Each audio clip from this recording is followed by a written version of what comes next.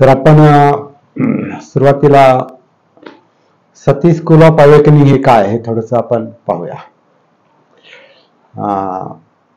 जुन्या लोकांना माहिती आहे, नवीन लोकांसाठी तुमच्यासाठी.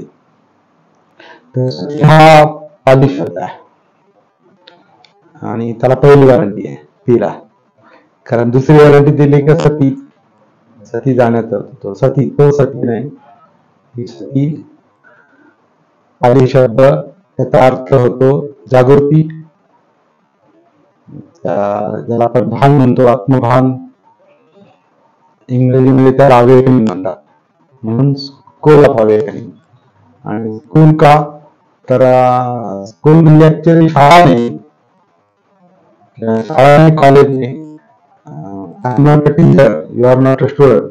आपण फ्रेंडली काही गोष्टी कम्युनिकेट करणार आहोत, पण स्कूल हा कन्सेप्ट जो आहे हा बुद्धिस्ट याच्यामध्ये वापरला जातो. म्हणजे महायान स्कूल म्हणतात, हिनियन स्कूल म्हणतात, किंवा योगाचार स्कूल म्हणतात. योगा म्हणजे मेडिटेशन, योगाचार स्कूल म्हणतात, प्रज्ञापारमिता. त्यांची जी काही आयडिओलॉजी ते जे सांगतात त्याला ते स्कूलच म्हणतात. म्हणजे अनेक स्कूल आहेत. बुद्धिझमच्या प्रवाहाचा जर विचार केला तर अनेक स्कूल आहेत आणि त्याच्यामध्ये थॉट सांगतात, कन्सेप्ट, संकल्पना समजावून सांगतात. तर आपल्याला सती ही संकल्पना पोहोचायची, ज्याच्यासाठी आता मी स्वतः 24 वर्ष त्याच विषयावर काम करतोय. 24 वर्ष, आणि टोटल माझी सर्व्हिस, धम्म सर्व्हिस झाली 40 वर्षाची, 42 वर्षाची. सर साक्षीदार आहे, तुम्ही पण आहात. पण सर मला अनेक वर्षापासून पाहतात. आणि सुरुवातच या घरातूनच झाली. सर इथेच राहायला होते आमच्या आई वडील असताना. पहिला दिवस आणि या घरात राहणारा पहिला दिवस. तेव्हा कमलगड पुण्याला होते, मी आई वडिलांजवळ. आई वडील एकत्रच राहिले खालच्या घरावर, जुनं घर होतं आपल्याला. तर ते अनेक गोष्टींचे साक्षीदार आहेत. पण मी काय करतो ते तुम्हाला माहिती नसावं बघा, कारण ते त्या पातळीवर आपला कधी संपर्क झाला नाही. आणि तसं मलाही माहित नाही मी काय करतोय ते, कारण बऱ्याच गोष्टी आपल्याला, आपण काय करतो ह्या गोष्टी बऱ्याचदा आपल्या अंतरप्रेरणेवर अवलंबून असतात. भान, आपल्याला जेव्हा आत्मभान येतं तेव्हा आपल्या अंतरप्रेरणा आपल्याला जागृतीला कळतं की आपण काय करतोय नेमकं. नाही तर बऱ्याच वेळेला आपण जे काय करतो ते कन्फ्युजन मध्ये पण करतो, गोंधळात पण करतो. आणि बहुतांश लोकांचं जीवन तसंच चाललेलं असतं की काय करतात माहिती नसतं, काहीतरी करतात आणि त्याच्यात ते खोटं समाधान पण मानतात. आणि नंतर लक्षात येतं, जाग आल्यावर, भान आल्यावर, सती आल्यावर मग कळतं की आपण कुठं आहोत, आपण काय केलं. आणि मग जेव्हा आपण थोडंसं पाठीमागे वळून अवलोकन करायला पाहतो मागच्या दिवसांच्या जीवनाचं आपण, तेव्हा मग लक्षात येतं की बऱ्याच चुका आहेत, काही बरोबर पण आहे. चुका आणि बरोबर या दोन्हीचे प्रामाणिकपणा असू शकतो असं माझं मत आहे. म्हणजे प्रामाणिकपणे लोक चुका करतात, जोपर्यंत समजत नाही तोपर्यंत झापड लावल्यासारखं चाललेलं असतं आणि तेच बरोबर आहे. म्हणजे पण प्रामाणिकपणे चाललेलं असतं. प्रामाणिकपणे ते बोलतात, भांडतात, भाषण करतात, वाद घालतात. त्यातला जो फोलपणा आहे किंवा पोकळपणा आहे तो लवकर लक्षात येत नाही, तो भान आल्यावरच लक्षात येतो.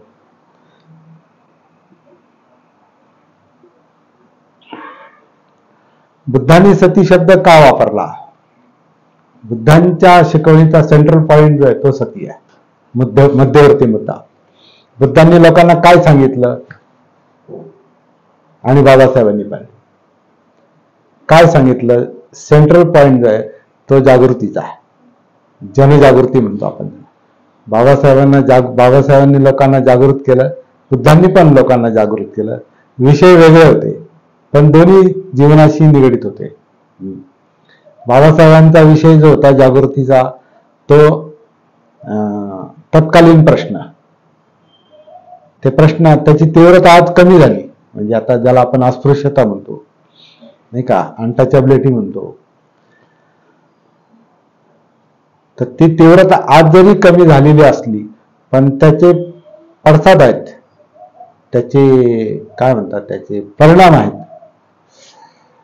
अस्पृश्यता जरी नसली त्यांच्या काळातली किंवा त्यांच्या आधीची जी होती ती, तशी अस्पृश्यता आज नसली तरी त्याचे काहीतरी अंश आहेत. आणि ते का आहेत, तर लोकांच्या मनात अस्पृश्यता आहे,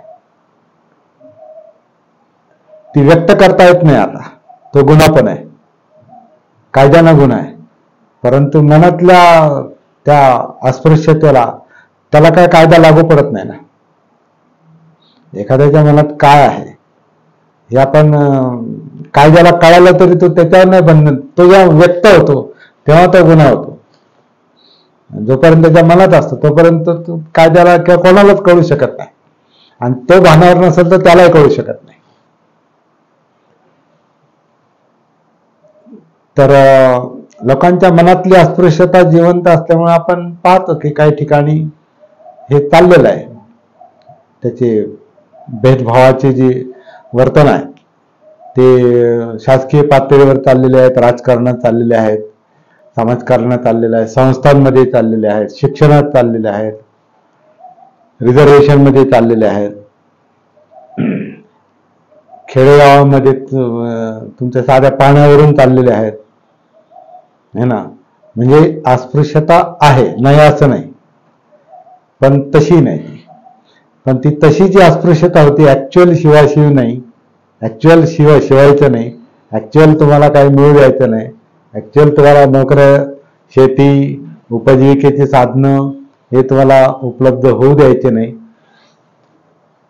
तुम्ही कुठे राहायचं ते त्यांनी ठरवायचं, तुम्ही काय खायचं ते त्यांनी ठरवायचं, तुम्ही काय परिधान करायचं ते त्यांनी ठरवायचं.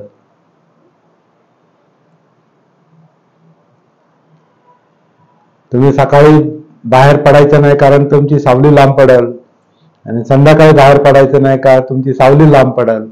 म्हणजे जेव्हा सूर्य तुमच्या डोक्याच्या असं जवळ येईल आणि तुमची सावली तुमच्या जवळपास असेल तेव्हा तुम्ही बाहेर पडायचं. असे ते पेशवाईच्या काळातले वगैरे असे दिवस होते. त्याच्यानंतर ते कारण ती सावली पाडल्या बाट होतं, कलर ज्याच्या अंगावर सावली पडते तो बाटतो अस्पृश्याच्या सावलीला, म्हणून त्यांनी बाहेर पडायचं नाही. एक तर राहायचे गावाच्या बाहेर, आणि ज्यांनी ते दिवस भोगले त्यांना माहिती. आमच्या वडिलांनी शेवटी त्यांना ते काय करावं ते सुचत नव्हतं, म्हणजे कंटाळून जायचे, बोर व्हायचे. त्यांना म्हटलं नुसतं बसून राहण्यापेक्षा काहीतरी लिहा, तुमचं जीवन लिहा म्हटलं. तर मला म्हटलं कोण वाचेल? म्हटलं मी वाचेल, माझ्यासाठी लिहा म्हटलं, आम्हाला तरी कळेल तुम्ही कसे जगले ते. तर मग त्यांनी असं फुलस्केप 200 पानं ते लिहून ठेवली त्यांनी, आणि ते वाचल्यानंतर वडील नव्याने कळाले, आणि त्यांच्या अभिवादन सभेला ते आणखीन मला कळाले. तुम्ही होते त्यावेळेला अभिवादन सभेला. त्यांचे अवयव दान केले, त्यांची बॉडी दान केली. आधी डोळे दान केले, मग बॉडी दान केली. आणि त्यांचं काहीच क्रियाकर्म केलं नाही मी. त्यावेळेला काही लोकांना ते जरा हे वाटलं, हास्यास्पद पण वाटलं. नातेवाईकांनी थोडस मला, माझ्यावर, अगदी पोरांनी सुद्धा थोडासा त्यांचा रोष राहिला, तुम्ही काहीच नाही केलं त्यांचं. पण त्याचा फायदा, 2 फायदे झाले. आजही मला अन्याय गेल्यासारखं वाटत नाहीत. जेव्हा तुम्ही मृत व्यक्तीला जाळता पुरता आणि तुमच्या डोळ्यासमोर तुम्ही त्याला दिसेनासे कर, दिसेनासे होता तुमच्या डोळ्यासमोर, तिथं खरं आपला माणूस गेल्यासारखं वाटतो. जेव्हा तुम्ही कुठेतरी ठेवून आले, त्यांना दवाखान्यात ठेवून आलो, त्या विखे पाटील फाउंडेशनच्या तिथं त्यांना तर याच्यात ठेवून आलो त्या, आणि तिथं हार घातला आणि तिथूनच माझं आजही. आणि आता सुनंदाला माहिती, जेव्हा मी रात्री 1 वाजता घरी आलो, ते सगळं करून ते ठेवून घरी आलो, ते घरात सगळे म्हणजे रडत होते किंवा काही, सगळे हताश होते. आल्या मी सगळ्यांना चहा करून पाजला. म्हटलं अण्णा गेले नाहीत, ते गेले नाहीत म्हटलं. दुसऱ्या दिवशी मी त्यांना पाहायला गेलो, तिसऱ्या दिवशी परत. तेव्हा त्यांना त्या सोल्युशन मध्ये, त्या द्रावणामध्ये ठेवलं होतं. ते मेडिकल कॉलेजच्या मुलांची जी लॅबोरेटरी आहे, तिथे त्या डिसेक्शन मध्ये त्यांना अभ्यासासाठी ते ठेवतात तिथे. तर ते मी तिसऱ्या दिवशी पाहून आलो, आणि ते डॉक्टर पाताळणे जे आहेत, त्यांच्या पुढाकारात हे सगळं केलं, कारण ते तिथे शिकवायला पण आहेत. तर त्याच्यानंतरही 2 दिवसांनी मी त्याला म्हटलं की मला त्यांचं ज्या काय करतील डिसेक्शन वगैरे त्यांची, तुम्हाला बघायचं म्हटलं. डॉक्टरने म्हटलं तुम्ही नेऊ शकता का? तर म्हणलं ते तसं नाही करणार, अलाव करणार नाहीत हेड ऑफ द डिपार्टमेंट. म्हटलं चला तर करा. तर ते मला घेऊन गेले तिथं, आणि ते HOD ना म्हणाले की ते त्यांना परत पाहायचंय म्हणले. नाही म्हणे आम्ही तसं अलाव करू शकत नाही, कोणावर काय परिणाम झाला तर सांगता येत नाही. तर डॉक्टर म्हटले ते मी त्यांची गॅरंटी देतो, ते आमचे त्यांच्या भाषेत, ते म्हणाले आमचे गुरु आहेत, आणि आम्हाला माहिती आहे त्यांच्यावर काय परिणाम होणार, ते ऑब्जेक्टिव्हली पाहतील ते असे. ते नाही म्हणाले, रिस्क आहे म्हणे. सांगायचा मुद्दा असा आहे की तो त्यांच्या जाण्याचा आजही मला आई गेल्यावर जसा परिणाम झाला तसं वडील गेल्यावर नाही झाला. आई तर ते यातनांनी गेली कॅन्सरमुळं, आणि वडील चांगले होते शेवटपर्यंत. पॅरालिसिसचा एक छोटासा त्रास होता त्यांना, नंतर ते थोडे रिकवर पण झाले. आणि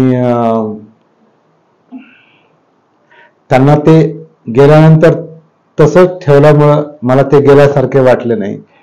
आणि अभिवादन सभेला, ज्याच्याविषयी आपण बोलतो, अभिवादन सभेला त्यांच्याविषयी गावाकडचे लोक आणि त्यांना जाणणारे लोक त्यांच्याविषयी जे काय बोलले, त्याच्यातून मला त्यांची नवीन ओळख झाली. आपण जेवढे नात्याने जवळ असतो तेवढे आपण कमी ओळखतो एकमेकांना. बहुतेकांचं कसं असतं, एक अपेक्षांचे संबंध असतात, देवाणघेवाणीचे संबंध असतात, वारसाचे संबंध असतात, आणि नॅचरल आहे, ते नैसर्गिक आहे. परंतु जेव्हा भानावर येतो माणूस, सतीमध्ये येतो, तेव्हा त्याला ते सगळं ते त्याला लक्षात येतं की आपल्या काय चुका झाल्या, आपली विचारसरणी कशी होती, आणि आपण कसं वागलो, काय केलं, कसे संबंध आपण निर्माणही केले आणि बिघडवले पण, हे नंतर लक्षात येतं. ते कधीतरी आलं पाहिजे. माणूस मुद्दाम नाही करत, हे इट हॅपन्स, ते नैसर्गिकच आहे. ते जसं आता फ्राईड किंवा मानसशास्त्रज्ञांनी म्हटलेलं आहे की माणसाचं माइंड जे हे 80-90% अनकॉन्शियस असते, अजागृत असते. मग अजागृत असते याचा अर्थ त्याला कळत नाही तो काय कसं जगतोय, काय वागतोय, काय बोलतोय, हे त्याला कळत नाही. त्याच्यामुळं त्याच्या चुका ह्या चुका नाहीत, कारण तो मुद्दाम करत नाही.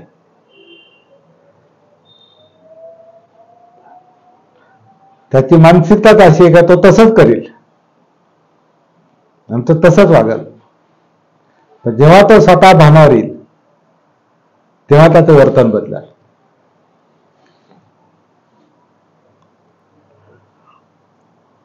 मला वाटतं ही गोष्ट बाबासाहेबांना लक्षात चांगल्या प्रकारे आली होती. आपल्याला असं वाटतं त्यांनी हे भाषण केलं, ते भाषण केलं, एवढं शिक्षण घेतलं आणि मग असं सामाजिक काम केलं, शैक्षणिक कार्य केलं, राजकीय काम केलं आणि मग धर्मांतर केलं. आपण त्या पातळीवर त्यांचा विचार करतो, ते त्यांचं कर्तृत्व आहेच आहे. पण मी म्हणतो हे सगळं का केलं त्यांनी? त्यांना काय पडलं होतं हे सगळं करायचं?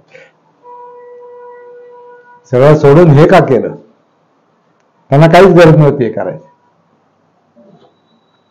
त्रास काय त्यांना एकट्याला होत होता का? आज कितीतरी लोक त्रास भोगतात म्हणून काय कोणामध्ये असं चैतन्य असं काही निर्माण होत नाही का? नाही मला काहीतरी करायला पाहिजे असं काही वाटत नाही ना सामान्य माणसाला. त्यांनाच का वाटलं? तर मला वाटतं त्याचं एकमेव उत्तर आहे, त्यांची जागृतीची पातळी फार हाय लेवलची होती. भान, जीवनाचं भान, जगण्याचं भान, स्वतःच्या जगण्याचं भान, त्याच्यामुळे समाजाच्या जगण्याचं भान, विशेषतः ज्याच्यात नाही का मग त्यांचं ते वाक्य ना, ज्या जातीत आपला जन्म झाला त्यांचा उद्धार करणे, किंवा समाजात असा शब्द, ज्या जातीचा शब्द आहे, जातच आहे, ज्या जातीत आपला जन्म झाला त्या जातीचा उद्धार करणे आपले कर्तव्य आहे, हे ज्यांना समजतं ते धन्य होत. ते असं का म्हटले ते?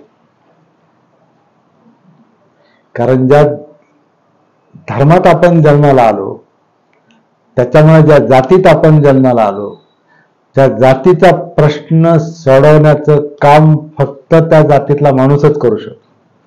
कारण त्यालाच ते दुखणं कळतं. म्हणून ते आता लोकांना वाटतं, विशेषतः विरोधकांना वाटतं हे संकुचित आहेत, हे त्यांच्याच जातीचं दलितांचा विचार करतात. आजही म्हणतात ना दलितों की मसिया, तर त्यांच्याच जातीचा विचार करतात. आजही लोक म्हणतात, त्यावेळेला म्हणत होते. म्हणजे विशेषतः जेव्हा स्वातंत्र्याची चळवळ चालू होती आणि लोक म्हणायचे की इथे काय चाललंय, स्वातंत्र्य मिळवायचं चाललंय, हे जातीचं घेऊन बसले. तर ते म्हणायचे हे अस्पृश्यता निवारणाचं कार्य हे राष्ट्रीय कार्य म्हणायचे. हे तुमच्या नंतर लक्षात येईल ते म्हणायचे. आणि त्याच्यासाठी मी काही करील.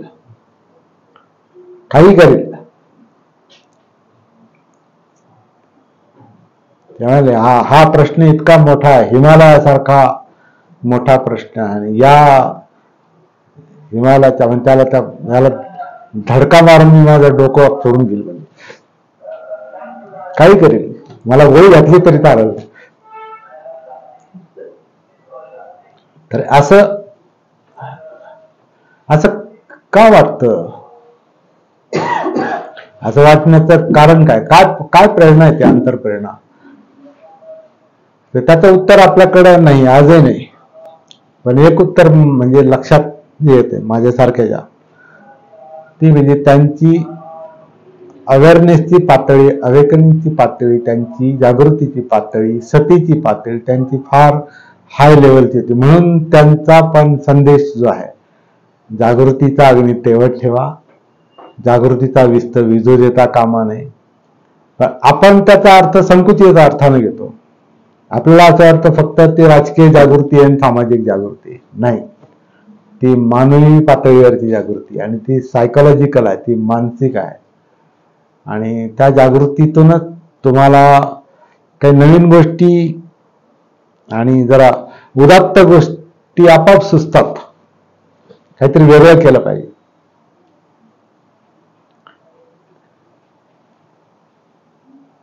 आणि ती जागृती नसेल तर आपण काही करतो आणि कसे वागतो आणि कुठे शक्ती खर्च करतो आणि पैसाही खर्च करतो आणि वेळ सगळं. तर चला उशिरा काळ, पण काही गोष्टी ज्या आपल्याला लक्षात येत आहेत, तर त्याच्यावर आपण थोडंसं फोकस करतोय. आता बुद्धाची सती काय, हा थोडासा मुद्दा आपण लक्षात घेऊया आणि मग आपल्या प्रॅक्टिकल कामाला आपण थोडी सुरुवात करू. आता हे आपण काय शिकायचं, आपल्याला ती गरज आहे, कारण आपल्याला जीवन समजत नाही. म्हणजे माझं सांगतो, आणि हे व्यक्तिगत काम आहे, हे काय सामुदायिक काम आहे. म्हणजे आता मी जे केलं ते संदीपनं केलं पाहिजे, अशोकने केलं, असा त्याचा अर्थ नाही. त्यांनी काय करायचं तो त्यांचा प्रश्न आहे. परंतु जागृतीचा अभ्यास करणं, सतीचा अभ्यास करणं ही सगळ्यांची गरज आहे. आणि ज्याने त्याने आपल्या जीवनामध्ये आपल्या जीवनाचं काय करायचं हे ज्याचा त्याचा प्रश्न आहे. हे ज्याचं त्याचे कौशल्य पण आहे असं मला वाटतं. याच्यावर आपण हे काय प्रवचन नाही, भाषण नाही, हे आपण काय करतो, मी एक मनोगत व्यक्त करतोय.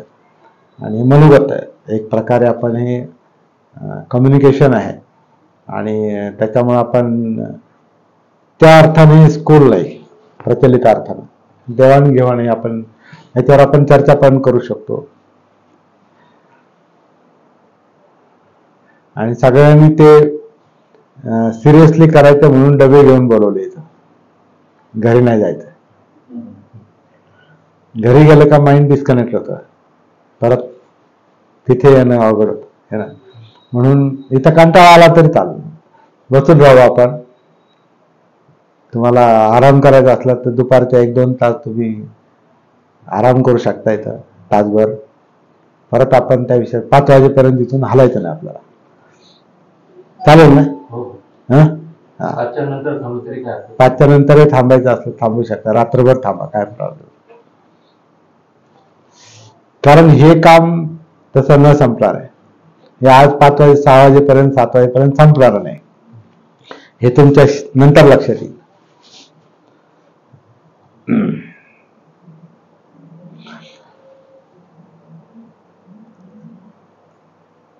पालीमध्ये ज्याला सती म्हणतात त्याचा अर्थ तोच आहे, जागृतीचा आहे, भान आहे. अवेकनिंग इंग्रजीत म्हणतात. अजून एक पाली शब्द आहे त्याला, अप्रमाद असा शब्द आहे. अप्रमाद किंवा पालीमध्ये अप्रमाद.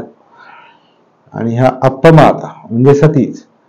त्याच्याविषयी बुद्धाने असं म्हटलेलं आहे, अप्रमादो अमत पदं प्रमादो मच्छुनो पदं अपमत्ता न मियंती ये पमत्ता यथामता. जे जागृत आहेत ते कधीच मरत नाहीत, आणि जे अजागृत आहेत ते मेल्यासारखेच असतात, मृतवत असतात. इंटरेस्टिंग आहे. म्हणजे जागृत म्हणून बाबासाहेबांचं पण 36च्या भाषणामध्ये मुक्तिकोन पथेमध्ये, मनाचे स्वातंत्र्य ही जिवंतपणाची साक्ष आहे. ज्याचं मन जागृत आहे तो जिवंत आहे.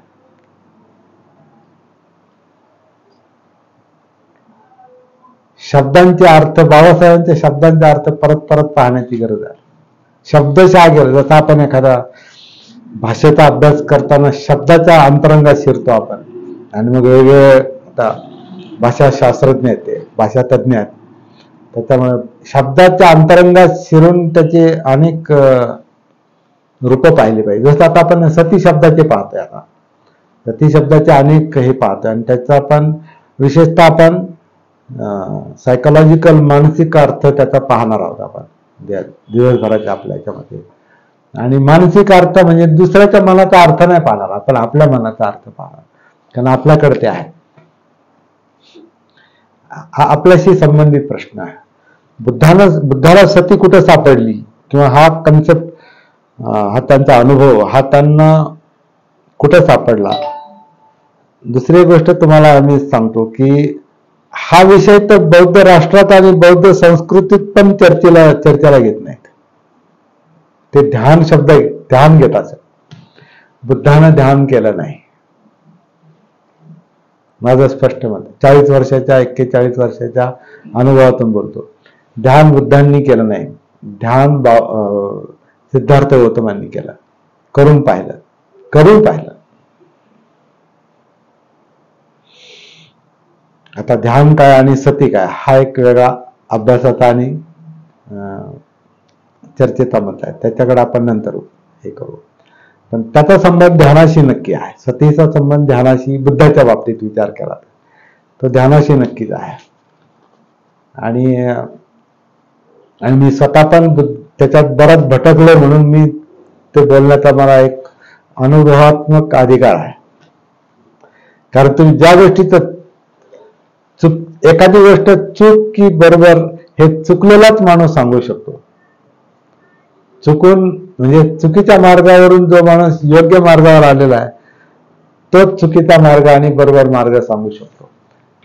कारण डायरेक्ट कुणी बरोबर मार्गावर येऊ शकत नाही, इम्पॉसिबल आहे. चुकाच कराव्या लागतात, चुका होतातच. कारण मनच जर 80% 90% जर झोपलेलं आहे तर ते चुकाच करणार, दुसरं काय करणार. त्यामुळे चुकांबद्दलचा अपराध नाही बाळगायचा. चुका स्वीकारायच्या, पण चुका ह्या पर्सनलाइज नाही करायच्या म्हणतात. म्हणजे माझ्या चुका मी केल्या, आपण मुद्दाम थोडंच केल्या चुका. कोणती चूक किती मोठी चूक असेल मुद्दाम कोणी चूक करत नाही. त्याची मेंटल स्टेटस तशी, त्याची मनोवस्था तशी का तो तसंच करत. म्हणून अंगुलीमाल बुद्धाच्या दृष्टीने गुन्हेगार नाही.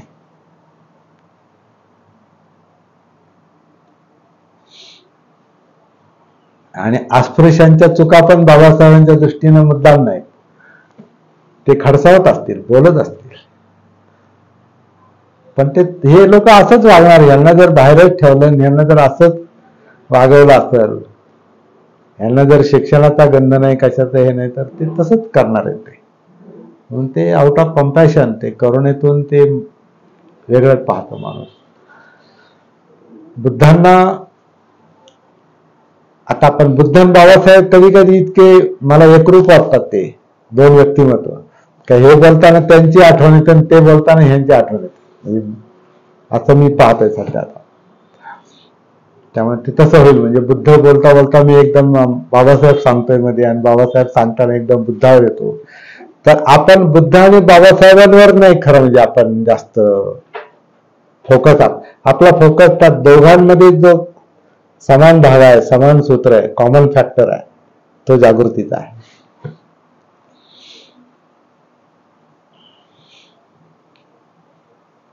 आणि आपल्यातही जागृतीचं बीज आहे, प्रत्येकात आहे. म्हणून बुद्ध म्हणले प्रत्येक माणूस बुद्ध होऊ शकतो.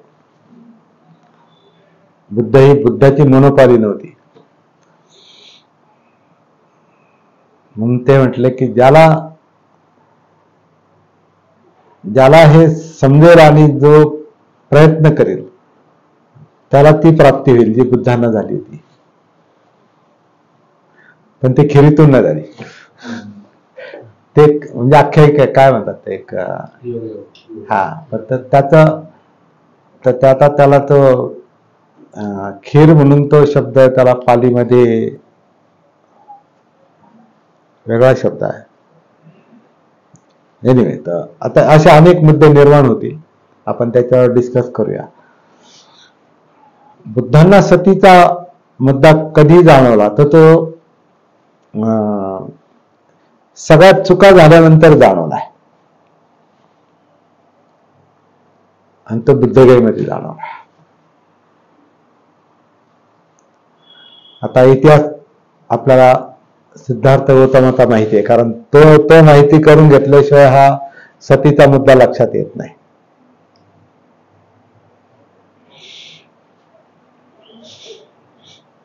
बुद्धाने गृहत्याग केला नाही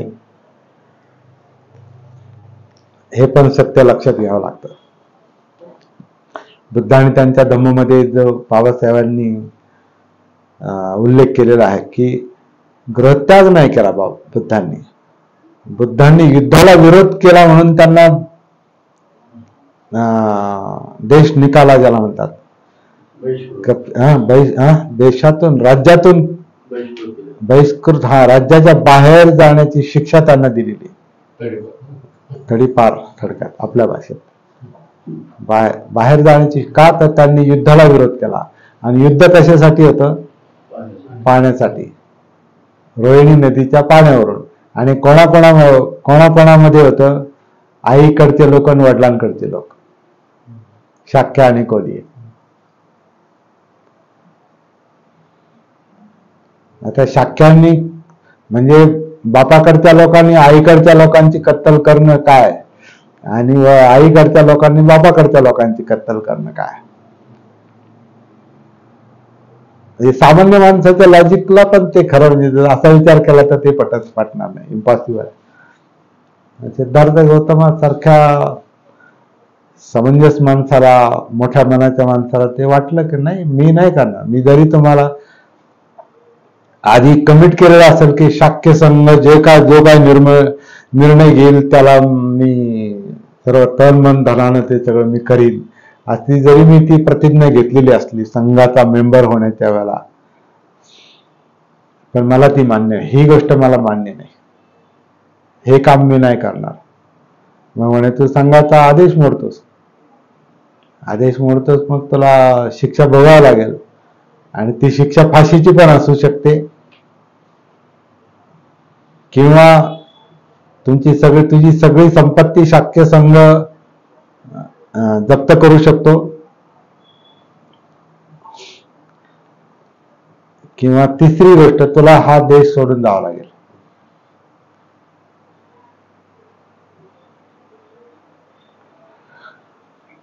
पहिले 2 पर्याय बुद्धांनी नाकारले आणि तिसरा पर्याय त्यांनी स्वीकारला. राज्यत्याग केल्यामुळे गृहत्याग झालाय, गृहत्याग नाही केला, आपोआप झालाय. त्याच्यामुळं इतिहास खोटा आहे, त्रिपिटक खोटा आहे. त्रिपिटकामध्ये बऱ्याच गोष्टी अशा घुसडलेल्या आहेत. म्हणून बाबासाहेबांनी इंट्रोडक्शन मध्ये, बुद्ध अँड हिज धम्मच्या इंट्रोडक्शन मध्ये ती गोष्ट स्पष्ट सांगितलेली आहे. बुद्धांची टीचिंग आणि बुद्धांचं लाईफ, म्हणजे त्यांचं चरित्र आणि त्यांची शिकवण ही निकायांनी, म्हणजे त्रिपिटकातल्या जो प्रमुख भाग आहे सुत्तपिटक, त्या सुत्तपिटकानं बुद्धाचं जीवन आणि शिकवण ही पझल बनवलेली आहे, गोंधळात टाकणारी बनवलेली आहे.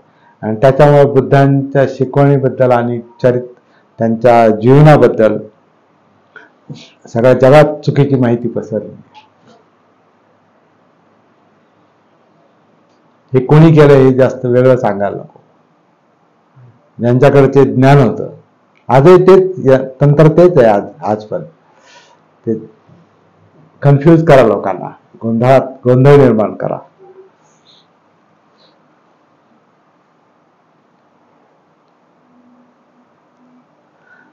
तर त्रिपिटकावर पण प्रश्नचिन्ह निर्माण होतं. आपला जो मुख्य मुद्दा आहे की बुद्धांनी गृहत्याग केला नाही, त्यांना ती बाहेर पडण्याची शिक्षा दिली, आणि शिक्षा दिल्यानंतर बाहेर पडल्यानंतर सगळे काय म्हणतात, सगळे बंध तुटल्यानंतर माणूस जर बाहेर पडला असेल तर तो काय करेल?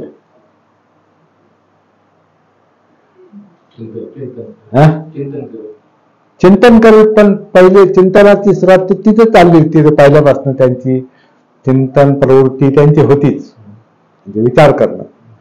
आणि त्यांची पण जागृतीची पातळी हाय लेवलची असणार 100%. त्याच्याशिवाय ते तसा निर्णय घेणार नाही. आधीच हाय लेवलची जागृती होती. पण तुमचे आता सगळे बंध तुटलेत आणि तुम्ही आता राजपुत्र पण नाहीत, तुम्हाला आईबाप पण नाही, तुमची फॅमिली तुटली. आता बायको मुलं पण तुमची, आता बायको मुलगा त्यांचा नाही, आता कायमचा गृहत्याग आहे तो, युद्धाला विरोध म्हणून, शिक्षा म्हणून. आता माणूस काय करू शकतो? आता जीवनाचं काय करायचंय? चिंतन तर चालूच आहे. आता या जीवनाचं काय करायचं? मग व्यवहारात ज्या गोष्टी चाललेल्या असतात त्याच्यात माणूस एकरूप होऊन जातो. आपण पण कधी हे कधी ते करतो ना, कधी ह्या चळवळीत, कधी त्या चळवळीत, कधी ह्यांच्या बरोबर, कधी त्यांच्या बरोबर, कधी ह्या पक्षात, कधी त्या पक्षात, कधी ह्याच्या मागे, कधी त्या. हे आपण काय करतो? आपल्याला पर्याय नाही म्हणून आपण सगळेच मार्ग आजमावून पाहतो. बुद्धाने सुद्धा जेव्हा, आता ते उच्च अर्थानं, जेव्हा त्यांना ते सिद्धार्थ गौतमाने, तेव्हा ते बुद्ध नव्हते, तर सिद्धार्थ गौतमाने जेव्हा ते बाहेर पडले त्यावेळेला त्यांनी त्या काळामध्ये जे जे काही व्यवहारात चाललं होतं ते त्यांनी आजमावून पाहिलेलं आहे. आणि त्यावेळेला कसं आता एक काय म्हणणार, एक योगी आणि ऋषी मुनी आणि साधू संत आणि ध्यान करणारे लोक आणि 19 प्रकारचे पंथ होते असे करणार त्यावेळेला. तर त्यातल्या बरेच याची त्यांनी मग ते करून पाहिलं सगळं, म्हणजे सगळा अभ्यास त्यांनी केला. आणि राजपुत्र असल्यामुळे त्यांना आपोआपच त्या फॅसिलिटी पण मिळाल्या असं म्हणतात. कारण एक राजपुत्र जेव्हा घर सोडतो तर बाकीचे लोक आपोआप म्हणतात या आमच्याकडे, आमचं हे शिकून घ्या, ते असं पण असू शकतं. तो काय म्हणजे सामान्य व्यक्ती नव्हता. ते सगळं त्यांनी जे काही शिकून घेतलं ते पण का शिकून घेतलं, तर त्यांना त्यांच्या मनात जो काही प्रश्न होता तो प्रश्न नेमका काय होता हे आपल्याला सांगता येणार नाही, परंतु म्हणजे आत्ता त्यांनी तो नंतर सांगितलाय, पण आपल्याला तो सांगता येणार. पण त्यांच्या मनातला प्रश्न हा असला पाहिजे की माणसं संघर्ष का करतात, वाद, भांडणं,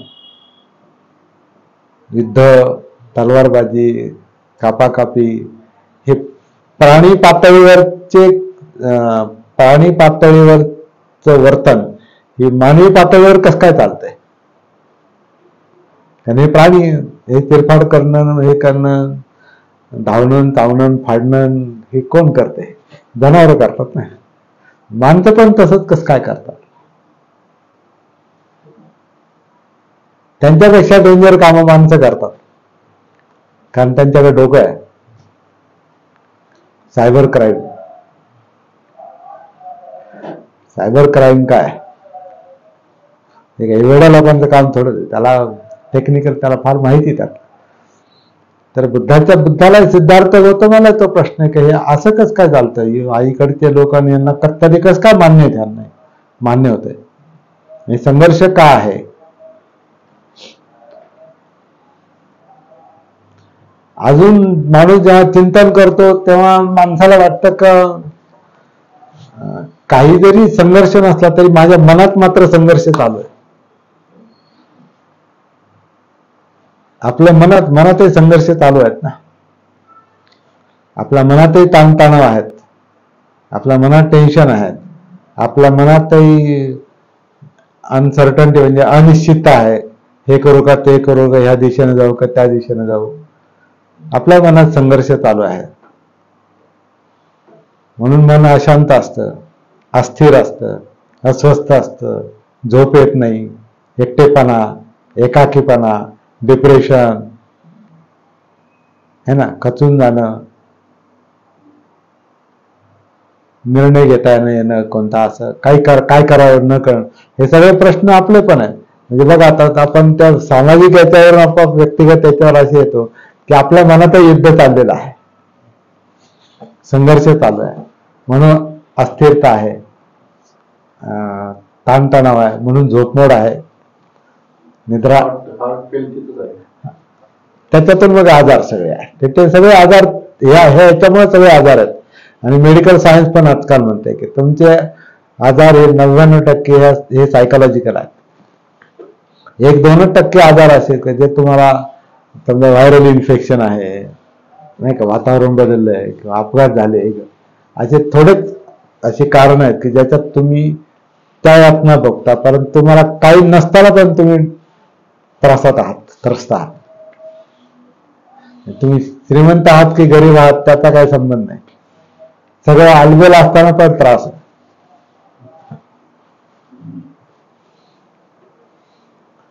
असं काहीतरी चिंतन बुद्धाच्या मनात चाललं असणार आहे. त्याला एका शब्दात त्यांनी म्हटलंय, जगामध्ये दुःखच दिसतंय सगळीकडे, यातनाच आहेत. याच्यावर काहीतरी उपाय असला पाहिजे. माणसाने दुःख घेऊन जन्माला यायचं, म्हणजे लहान बाळ रडतं आणि म्हातारपणा येते चाललेली असते तडफड,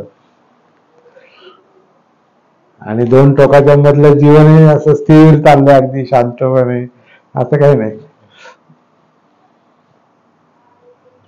असं का? असे प्रश्न कदाचित त्यांच्या मनात आले असतील, आपल्यासारख्याच्या मनात येतात. याच्यावर काहीतरी उपाय असला पाहिजे.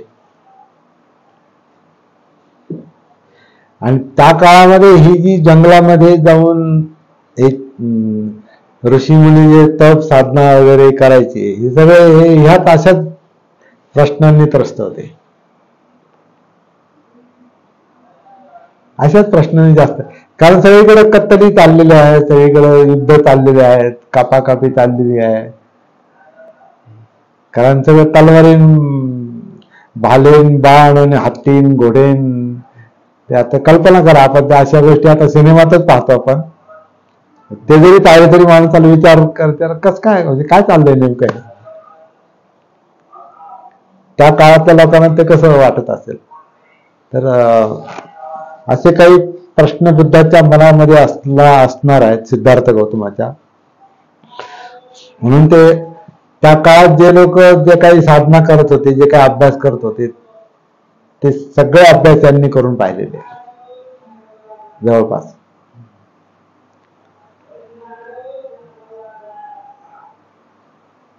ध्यान साधना ज्याला आपण म्हणतो, त्या ध्यान साधना पण त्यांनी, त्या काळातले जे एक्सपर्ट ध्यानी लोक होते, उदाहरणार्थ आलार कालाम, उद्धक रामपुत्र, हे दोन नावं प्रकर्षाने येतात.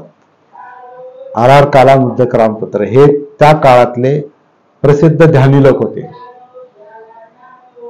ध्यान म्हणजे त्यांना चिंतनातून किंवा अटेन्शन मधून विशिष्ट गोष्टीवर फोकस करून त्यांना काही गोष्टी सापडल्या होत्या, आणि त्याच्यासाठी ते प्रसिद्ध होते. आता त्याला समाधीच्या 8 अवस्था म्हणतात. तर त्यातल्या 7 अवस्था ह्या आलार कालामाला प्राप्त होत्या, आणि 8वी अवस्था ही उद्धक रामपुत्राला प्राप्त होती. आता तो एक वेगळा टेक्निकल अभ्यास आहे, तो तांत्रिक अभ्यास आहे, तो आपण पाहू. त्याच्यावर 8 प्रकारची ध्यान म्हणतात त्याला.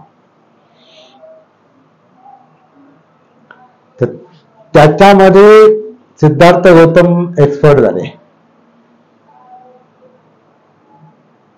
म्हणजे आलार कालामाला ज्या 7 अवस्था प्राप्त होत्या ध्यानाच्या, म्हणजे माइंड तात्पुरतं खूप जास्त एकाग्र ठेवण्याचं तंत्र त्याला प्राप्त झालं होतं. 7 अवस्था त्या सिद्धार्थ गौतमांना प्राप्त झाल्या आधी. आणि मग आलार कालामाला म्हटले, ह्याच्या पुढे काय आहे का तुमच्याकडे शिकवण्यासारखं?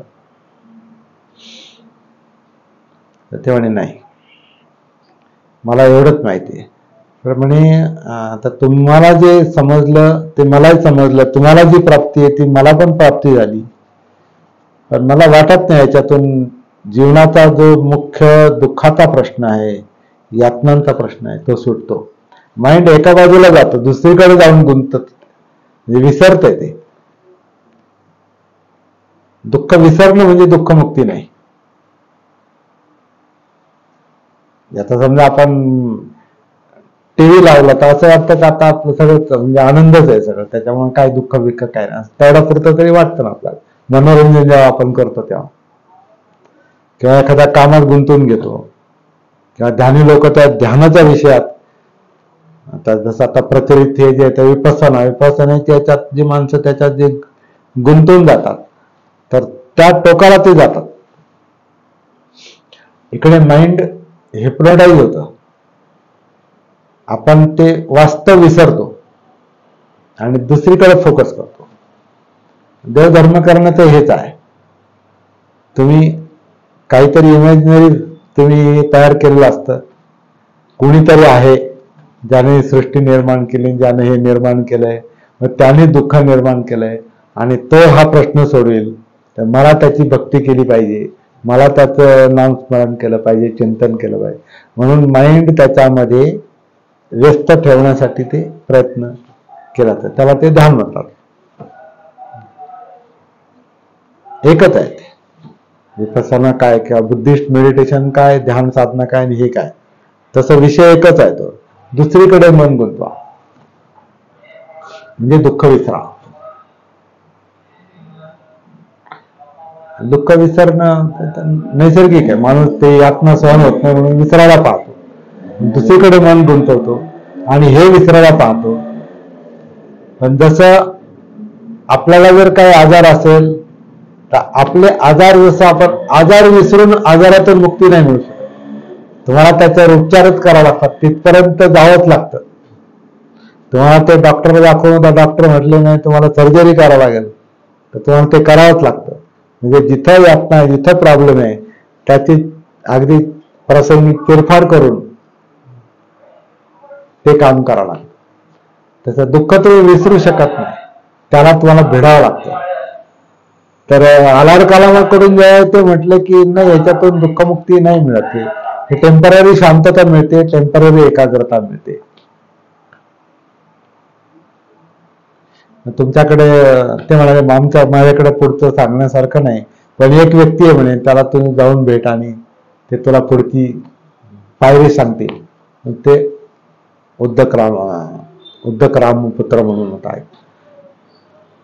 त्या उद्धक रामपुत्राचं नाव सांगितलं, मग ते तिकडे रेफर करतात,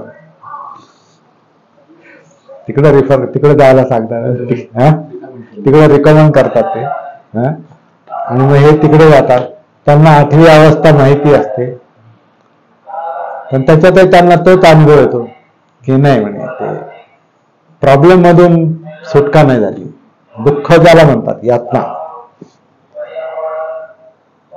त्याच्यातून मोकळीक नाही मिळत. तर ते म्हणाले, मग तुमचं तेच बोलले, जे आलार कलामाशी बोलले ते त्यांच्याशी बोलले, तुमचा मुद्दा मला समजला, प्रॅक्टिस मी करून पाहिली, आपण आता बरोबरीला आलो.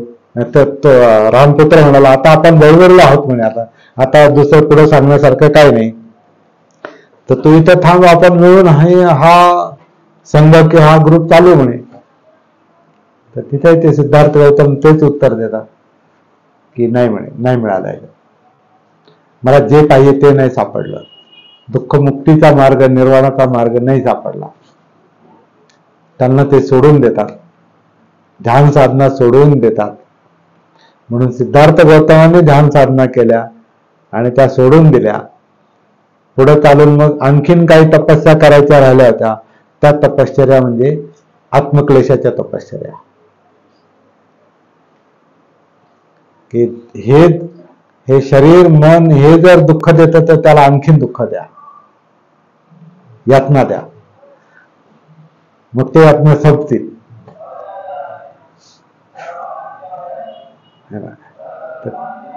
तर ती एक प्रचलित त्याची परंपरा होती. त्याच्यामध्ये त्यांनी मग त्या आत्मक्लेशाच्या तपश्चर्या, टॉर्चर, आत्म केलं मथानुयोग म्हणतात त्याला. म्हणजे स्वतःला क्लेश द्या, इतके क्लेश द्या, इतके क्लेश द्या टोकाचे, की ते आपण ते दुःख संपेल असा तो एक भ्रम. म्हणून इतकं टॉर्चर केलं स्वतःला, इतकं टॉर्चर केलं. बुद्धांनी त्यांच्या धम्मामध्ये त्याचे काही उल्लेख आलेले आहेत. म्हणजे दररोज एक काही तिळाचा दाणा किंवा जवसाचा दाणा, डुंगेश्वर, हा, तिथपर्यंत अशा टोकाला ते गेले का नाही, दररोज एकच दाणा खायचा, त्रास द्यायचा ना स्वतःला, एकच दाणा. काय होणार, पोट धरलं तर ते पाठीचा कणा हातात यायचा, पाठीच्या कणातून कडून धरलं तर पोट हातात यायचं, इतके बारीक झाले ते. शेवटी मग ते चक्कर येऊन पडले. तिथं ते सुजाताची कोणीतरी मोलकरीण होती, तिला ते दिसले, तिनं सुजाताला निरोप पाठवला. ती एक कोण होती ती सुजाता? कोण होती? हा गृहिणी होती, पण ती मोठी म्हणजे मोठी हे होती, राजकुमारी होती ती. तर तिनं ते नवस केला होता. आणि मग ती आता ती त्या मार्गातली होती, नवस करण्याच्या मार्गातली होती. आणि मग त्याला नेमकं त्या दासीनं ते सांगितलं का हे असं असं आहे, एक माणूस पडलाय तिथं, म्हणून ती जाते. हा वृक्षदेवता काय जे काय आहे त्याचं ते सगळं आता कथानक बरीच आहे त्याच्यात तयार केलेली. त्यामुळे ते आता सामान्य माणसाला पण कनवळा येतो, तिला तो कनवळा आला. तिनं ती जे काही ठरवलं होतं, असं काय असेल तर मी ते देईन, तिनं ते जे काही दिलं त्याला खीर म्हणतो, खीर दिली. आणि ते पायस. हा, आता पायस म्हटल्यावर मला परत ते थोडस माइंड माझं त्याच्या रामायणात जातं, कारण रामायणाने ते पायस दान आहे ना, दुधापासून केलं गेलेलं ती खीर. तर ते पायस दान तिनं केलं, खीर दान तिनं केलं. आता एवढी पौष्टिक खीर खाल्ल्यावर माणसाला एक ताजं तावं वाटणार थोडस. त्याच्यात बदाम, काजू, अमकं तुमकं काय काय काय टाकलं, तर जेवण केल्यासारखं झालं, ऊर्जा मिळाली त्यांना. आता माणूस म्हणजे मृत्यूच्या जवळ गेलेला, चक्कर येऊन पडला म्हणजे मृत्यूच्या जवळ गेला. आणखीन काही वेळ समजा त्यांना पाहिलं नसतं तर त्या मृत्यू झाला असता. मृत्यूच्या जवळ गेलेला माणूस, तिथं त्यांना ते अन्न मिळतं, अन्न खातात आणि थोडेसे ताजे तवाने झालं म्हणजे त्यांना कॉन्शियस होतात ते. हा, म्हणजे तेवढ्या पुरतं ते भानावर येतात. आता ते भान म्हणजे ते भान आणि पुढचं भान जे आपण शिकतो सती, ते थोडस वेगळं आहे. तर ते थोडस भान आलं तर त्याच्यामध्ये त्यांच्या मनात प्रश्न जो निर्माण झाला, जो त्याचा ग्रंथात उल्लेख आहे, काही गोष्टी तुम्हाला ते ज्या स्वीकारणं योग्य आहे त्या स्वीकाराव्याच लागतात, नाकारणं योग्य आहे त्या नाकारल्याच पाहिजे. एक गोष्ट त्यांनी त्याच्यात म्हटलेली आहे, कॉन्शियस झाल्यानंतर, भानावर आल्यानंतर, की जेव्हा मला सर्व काही होतं, राजपुत्र असताना जेव्हा मला सर्व काही होतं तेव्हा यातना आणि दुःख होतं. आता मी दुसऱ्या टोकाला गेलो, ध्यान साधना आणि आत्मक्लेशाच्या तपश्चर्या, तरी ते दुःख संपलं नाही. मग दुःखमुक्ती आहे का नाही? का असंच आहे जीवनाचं स्वरूप, की दुःख घेऊन जन्माला यायचं आणि दुःख घेऊन मरायचं, म्हणजे दुःख घेऊनच जगायचं, असंच आहे का काय? असा प्रश्न त्यांना पडतो. ह्या दोन मार्गाच्या मधला काहीतरी तिसरा मार्ग असला पाहिजे.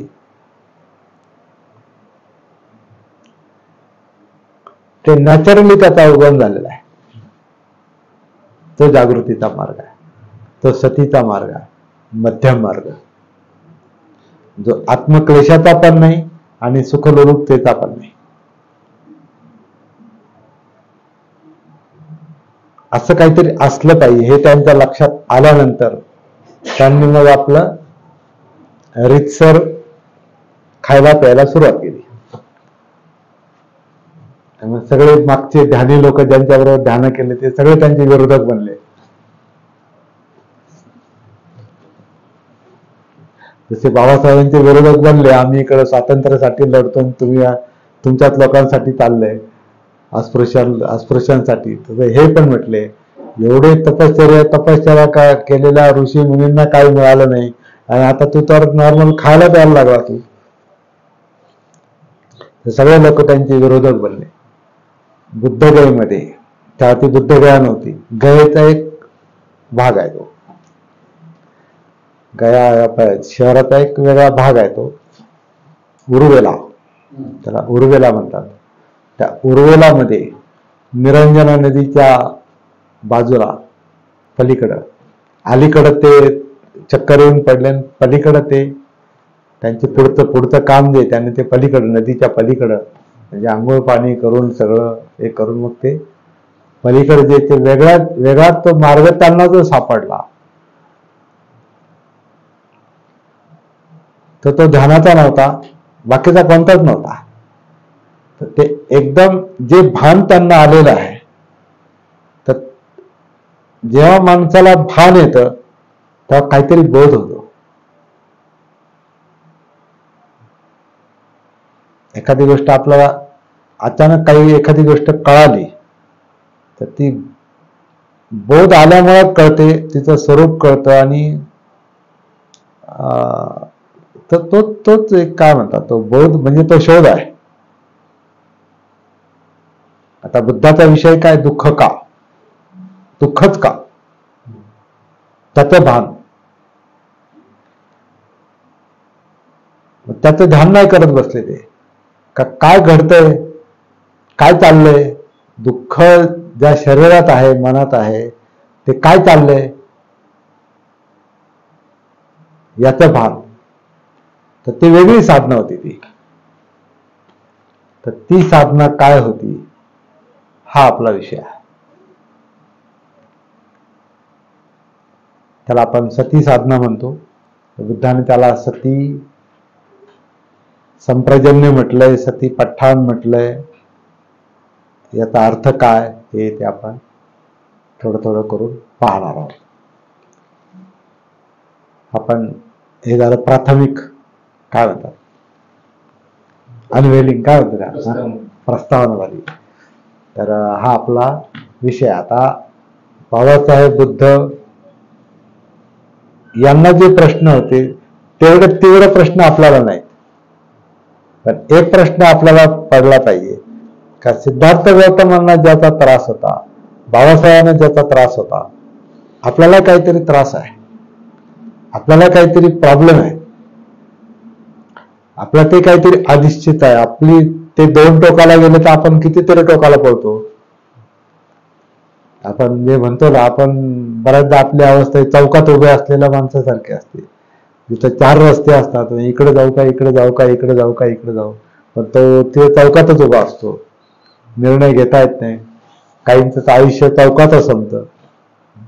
एक जण मला म्हणाला, तुम्ही चौक म्हणता, पण माझ्यासारखे लोक तर अनेक रस्त्यांच्या मध्ये उभे येतो, आयुष्य संपलं, उत्तर सापडत नाही काय करायचं ते. तर अशी अवस्था थोडीफार आपली पण, माझ्या अनुभवातून असं आहे की ते आहे, आपली पण आहे. हे जर मान्य असेल तर पुढचा आपल्याला अभ्यास करणं सोपं जातं.